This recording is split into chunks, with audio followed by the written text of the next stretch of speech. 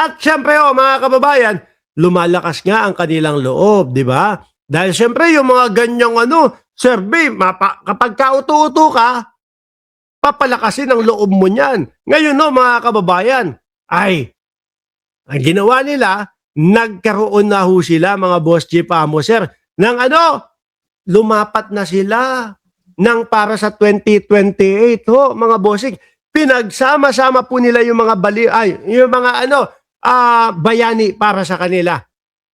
No? Ito daw po, mga Boss G Pamoser, ang bubuo ng gobyerno para sandali, nakita ko si Jingo, hayip naman kayo. No, eto daw ho, mga kababayan, ang bubuo ng 2028 government, mga bossing. Siyempre, grabe, magagalit siya. Sino gumawa nito? Sino gumawa nito? Magagalit sa inyo ang vice-presidente. Alam nyo kung bakit? Nagagalit yan kapag yung kanyang litrato o picture, hindi maganda ang kuha. Para namang daig pa ang tsaki nito. Para namang sintu-sintu naman yung picture ni vice-presidente dito. Gandahan nyo naman sa susunod. Magagalit yan, no? Sasabihin, asan ba dito yung mga OBP? Pakibigyan nyo nga sila ng picture na maganda ako. Ang presidente daw mga kababayan, wala pong iba kung hindi po si Inday Sara Duterte, a.k.a. Chaki. Magagalit sa atin yung mga DDS niyan, Mami Star Talk, huwag ka nagko-comment na mga ganyan. A.k.a.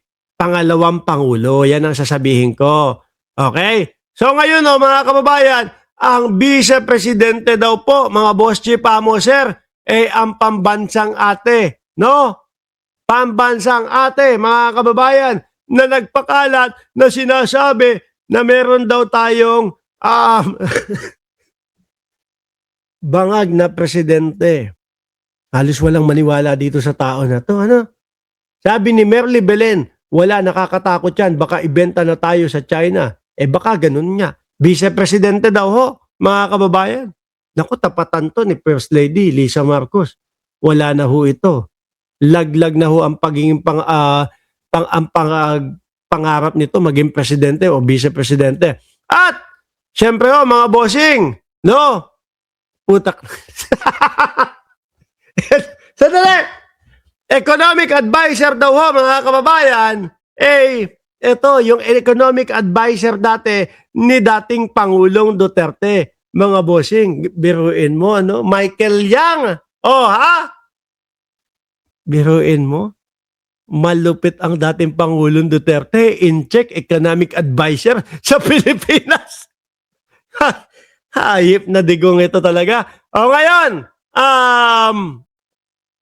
ito, House of Representatives, mga bossing, walang iba, si Gloria Macapagal Arroyo, na binalak ng magkudeta doon sa House of Representatives, mga bossing, no? Kaya lang, wala. Speaker daw, ang magiging speaker daw sa 2028. Ayan halos nabubuo na po yung gobyerno nila. At, siyempre, Senate President, walang iba, si Senator Chis Escudero. Diba?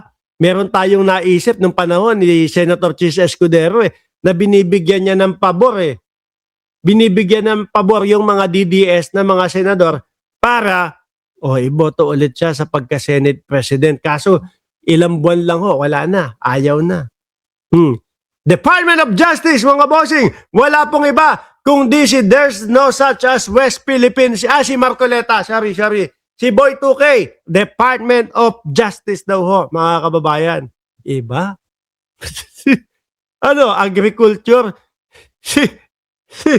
Etong si Villanueva, malupit ang mga DDS. No? Ano ang DOT? Department of Tourism. Putik, masarap yung Department of Tourism. Ibig ko sabihin, maganda ang gagawin nito. Ewan. Baka puro retoke ang gagawin doon sa Department of Tourism. No? Sabi ko kay Shiro Kansaki, paano kapag sinabi sa iyo ni Kitty Duterte na siya ay available at okay na okay siyang syutain. Malamang tululaway nitong si Shiro Kansaki oh. Sabi po, sabi pa, yak, wake and bake bilang DOT daw, oh. Baka pag ito, bigla kang bumaliktad, bigla kang maging DDS, ha? Oh, Department of Education daw, ho, mga kababayan, walang iba kundi si Meow Meow, no? Si Kiko Barsaga, oh, Solicitor General. Si Boy 10K naman po, aba, nakukumpleto na yung mga DDS, ano? Kung meron pong Boy 2K, meron ding Boy 10K. At, United Nation Ambassador? Ito pong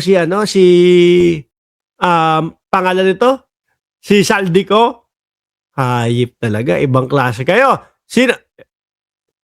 DILG, si Chavit Singson. Department of National, wag na, ayaw ko yan. Maging Department of National Defense, si Binoy, mga kababayan, yung mga huling sinabi nga lang yan about sa China at Pilipinas, halatang pabor sa China, Paano pa tayo ipagtatanggol niya sa China, mga bossing? Aba, akalain mo, ang sinasabi ho, kumbaga, bawasan daw natin ang galit natin sa China. Baka pwedeng tayo daw po ay makipag-usap ng maayos sa China. Yun na nga ho ang ginagawa, mga bossing, ng pamahalaan ng Pilipinas, Di ba? MMDA! Aba, papalitan si General Torre. Putik na yun. Ang dami niyong ilalagay na picture naman ni Senator Jinggoy Estrada. Bakit eto pa? Di ba, Mama Labs? Ba't eto pa? Na merong mugshot. DPWH. DPWH naman daw po, walang iba, mga kababayan, kundi yung nakakulong ngayon na sinasabi ng mga DDS na small fish daw po at hindi big fish, walang iba kundi si Sara Diskaya. Kumpleto nga sila. Patay, yari. DSUD.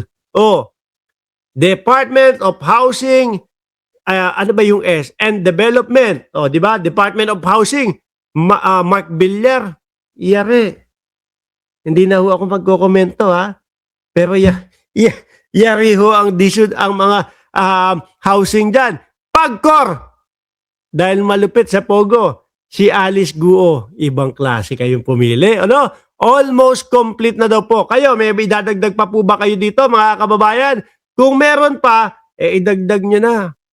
Malamang laglag ang Pilipinas kapag ka eto ho, yung mga namuno. Sabi ni Cheche 14, puro may sapak mapapamura ka na lang. Kapag ka ho eto, mga kababayan, ang mga magsisilbi sa mga Pilipino, ay nako, sasabihin ko po, hindi na muna ako uuwi.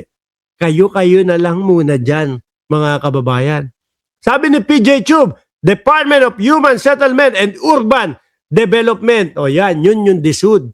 Yari, yung mga kabahayan. Yari, yung mga pabahay. Jorge Edralin, jail chart mo. Prof Mart. Naku, na-late ako.